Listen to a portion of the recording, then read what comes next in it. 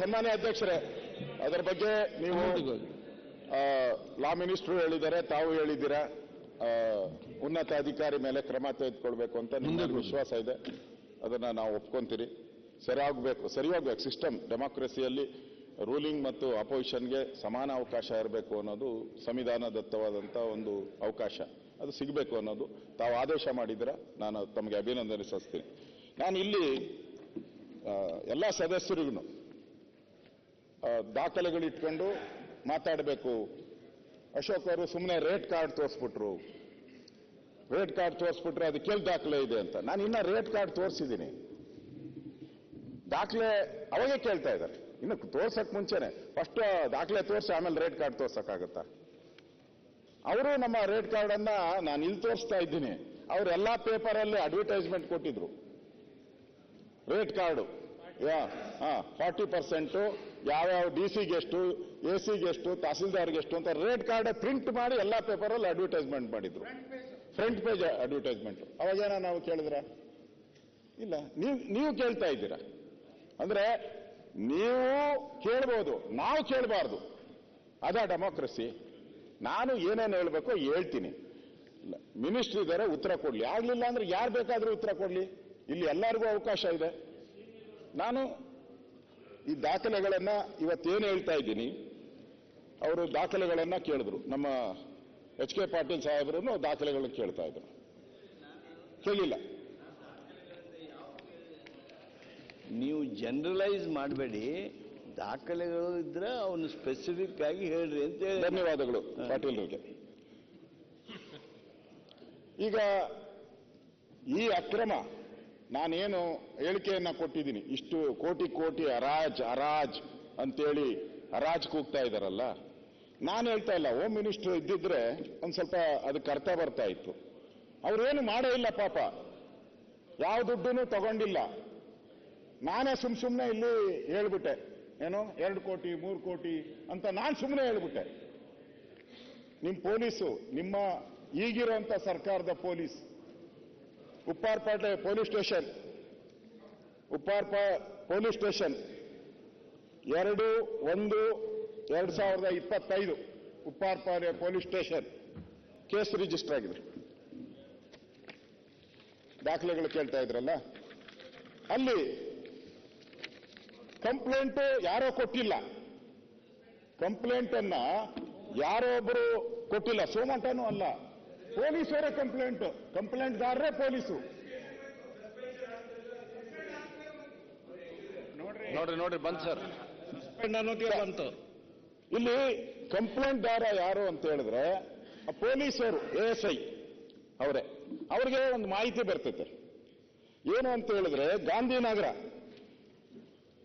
ಮಧ್ಯಾಹ್ನ ಸಮಯ 3 ಗಂಟೆ ಬಾತ್ಮೀದಾರರು ನನ್ನನ್ನು ಸಂಪರ್ಕಿಸಿ ಗಾಂಧಿನಗರದ ವೈ ರಾಮಚಂದ್ರ ರಸ್ತೆಯಲ್ಲಿರುವ ಗುಬ್ಬಿ ವೀರಣ್ಣ ರಂಗಮಂದಿರದ ಇರುವ ಸಜ್ಜನ್ ಲಾಡ್ಜಲ್ಲಿ ವಿಜಯಪುರ ಜಿಲ್ಲೆಯ ಸಿಕಂದರ್ ಚೌಧರಿ ಎಂಬಾತ ವ್ಯಕ್ತಿ ರೂಮ್ ಮಾಡಿಕೊಂಡು ಸರ್ಕಾರಿ ಉದ್ಯೋಗಿಗಳಿಗೆ ನಡೆಯುವ ವಿವಿಧ ಸ್ಪರ್ಧಾತ್ಮಕ ಪರೀಕ್ಷೆಗಳನ್ನು ಬರೆಯುವ ಪರೀಕ್ಷಾರ್ಥಿಗಳನ್ನು ಮಧ್ಯವರ್ತಿ ಮುಖಾಂತರ ಸಂಪರ್ಕಿಸಿ ಪರೀಕ್ಷೆಯಲ್ಲಿ ಪಾಸ್ ಮಾಡಿಸುವುದಾಗಿ ನಂಬಿಸಿ ಪಿತೂರಿ, ಒಳಸಂಚು ಇವೆಲ್ಲವನ್ನ ಮಾಡಿ ಹಣ ಸಂಪಾದನೆ ಮಾಡ್ತಾ ಇದ್ದಾರೆ. ನಾನು ಆ ಸ್ಥಳಕ್ಕೆ ಹೋದಾಗ, ಅವರು ಪೊಲೀಸರು, ಅವರ ಸ್ಟೇಟ್ಮೆಂಟ್, ನಾನು ಸ್ಥಳಕ್ಕೆ ಹೋಗಿ ಪರಿಶೀಲನೆ ಮಾಡಿದಾಗ 2ನೇ ಮಾಡಿ ರೂಮ್ ನಂಬರ್ 201, 2ನೇ ಮಾಡಿ, ನಾನು ಸುಮ್ಮನೆ ಹಂಗೆ ಹೇಳ್ಬಿಟ್ರೆ ನಂಬಲ್ಲ ಶಿವಲಿಂಗೇಗೌಡ್ರೆ, 2ನೇ ಮಾಡಿ ರೂಮ್ ನಂಬರ್ 201 ಅಲ್ಲಿ ಸಿಕಂದರ್ ಚೌಧರಿ ಬಿನ್ ಅಮುಜು ಸಾಬ್ 44 ವರ್ಷ, ಚವಳಡಿ ಗ್ರಾಮ, ಇಂಡಿ ತಾಲೂಕು, ವಿಜಯಪುರ, ಇವರ ಹೆಸರಿನಲ್ಲಿ ರೂಮ್ ಬುಕ್ ಆಗಿದೆ. ಈ ರೂಮ್ಗೆ ಬಂದು ಇಲ್ಲಿ ವ್ಯವಹಾರ ಮಾಡ್ತಾ ಇದ್ರು ಅಂತೇಳಿ ಪೊಲೀಸರು ಕಂಪ್ಲೇಂಟ್ ಆಗಿ ಅದರ ಮೇಲೆ FIR ಆಗಿದೆ. ಅಧ್ಯಕ್ಷ, ಒಂದು FIR ಸಾಕಾಗಲ್ಲ, ಯಾಕಂದ್ರೆ ತಿರುಗಿ ನಂಬಲ್ಲ ಅದನ್ನ. 2ನೇ FIR ವಿಜಯನಗರದಲ್ಲಾಗಿದೆ. ವಿಜಯನಗರದಲ್ಲಿ 2ನೇ FIR ಆಗಿದೆ. ಅಲ್ಲಿ PDO ಪರೀಕ್ಷೆ ಇದೆ, ಅದನ್ನು FIR ಕಾಪಿ ಎಲ್ಲ ಇದೆ, ನಿಮ್ಗೆ ಕೊಡ್ತೀನಿ ಕಾಪಿ. ಬೇಕಾ ಅಧ್ಯಕ್ಷರು ಕೊಡ್ತೀರನಪ್ಪ? ನಾನು ಹೇಳಿದ್ದಾಯ್ತು, ಕೊಡು ಅಧ್ಯಕ್ಷರಿಗೆ, ಅದು ಕೊಡ್ತೀನಿ, ಇದು ಕೊಡ್ತೀನಿ. ವಿಜಯನಗರ ಪೊಲೀಸ್ ಸ್ಟೇಷನ್ ಇದು.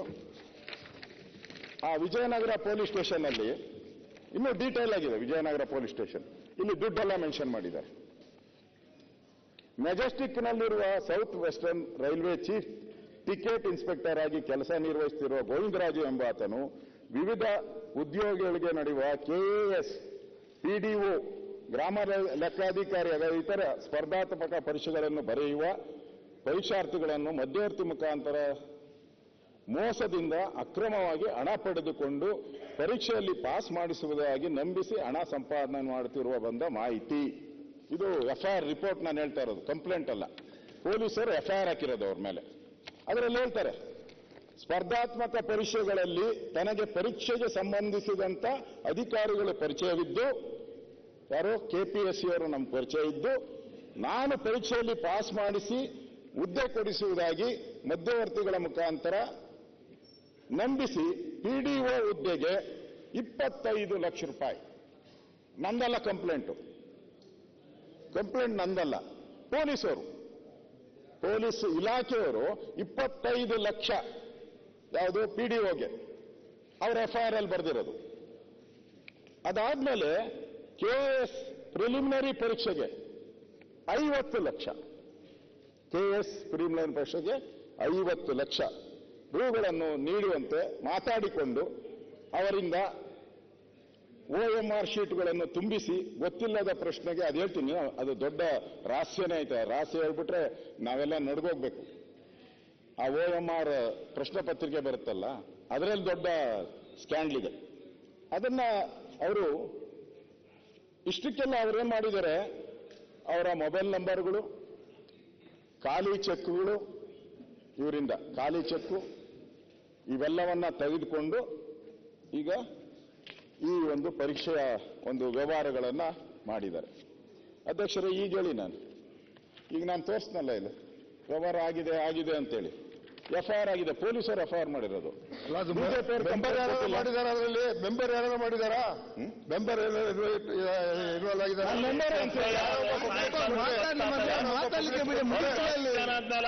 ಪೊಲೀಸ್ ಉತ್ತರ ಕೊಡುವ ಕೆಪಿಎಸ್ಸಿ ಮೆಂಬರ್ ಅಲ್ಲಿ ಅಥೆಂಟಿಕೇಟೆಡ್ ಆಫೀಸರ್ಸ್ ಯಾವನಾರ ದುಡ್ಡು ತಗೊಂಡು ಸಾಬೀತಿದ್ರೆ ಈಗ ಯಾವನ 2 ಎಫ್ಐಆರ್ ಆಯ್ತು ಅವ್ನು ಹೇಳ್ತಾನಪ್ಪ, ಏನ್ ಸಿಕ್ಕಿದೆ ಇದು ಶಿವಲಿಂಗ ಸರ್ಕಾರ ಕೂತ್ಕೊಳ್ಳಿ. ಅದೇ ಸರ್ಕಾರ ಮಾಡಿದ್ದೆ ಅಂತ ಯಾಕೆ ಬಿಂಬಿಸ್ತೀರಾ? ಅಧ್ಯಕ್ಷರೇ,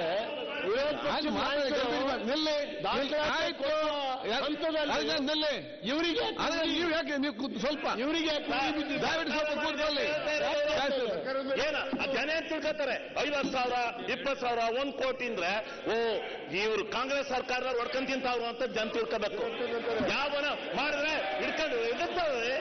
ಏನು ಸೋಮ್ನೆ ಸರ್ಕಾರನ ಏನೋ ಘೋಷಣೆ ಮಾಡಕ್ಕೈತೆ ಅಂತ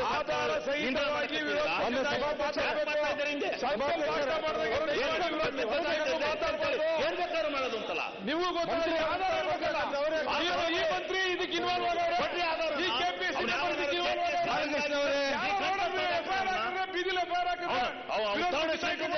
ಅರ್ಥ ಏನು? ಯಾವ ರೀತಿ ಇನ್ವಾಲ್ವ್ಮೆಂಟ್ ಐತೆ ಗೌರ್ಮೆಂಟ್ ಅಲ್ಲಿ ಅಂತ ಬಾಲಕೃಷ್ಣ ಅವರೇ, ಎಲ್ಲಿ ಗೌರ್ಮೆಂಟ್ಗೂ